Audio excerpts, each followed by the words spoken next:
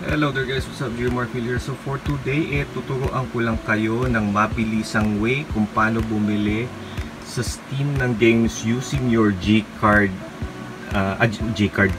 account. So mabilis lang ito, hindi ako papakita sa video. So ganito lang. So kunyari na lang, yung nasa wishlist ko is eto, yung Test Drive Unlimited Solar Crown. Nasa cart ko na siya. So pupunta lang ako sa cart, tapos lalabas to. Paglabas niyan, continue to payment.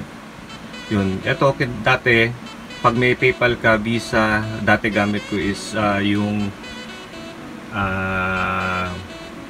Paymaya. So, nagpo-fall siya under ng Visa. So, ilalagay mo lahat ng details yun yung Visa mo. Tapos, may fee pa siya na 40 pesos every time na ililink mo tong account ng Steam mo dun sa Paymaya. Kinaganda ngayon, meron ng Gcash. So, click mo lang yung Gcash, lalabas ng ganyan. Tapos, click mo yung continue. Afterwards, lalabas siya ng ganyan. So, click mo lang yung agree and continue to. Yan.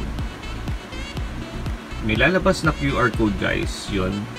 Ang gagawin nyo lang yan sa sa Gcash nyo. I-scan nyo lang to.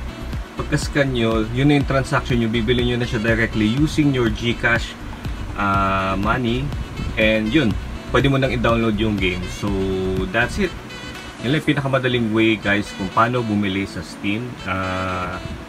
Thank you, and don't forget to hit my subscribe kayo kung okay lang, please.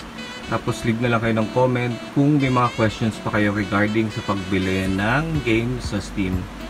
So, that's it. Thank you for watching. Do you hear? Signing out.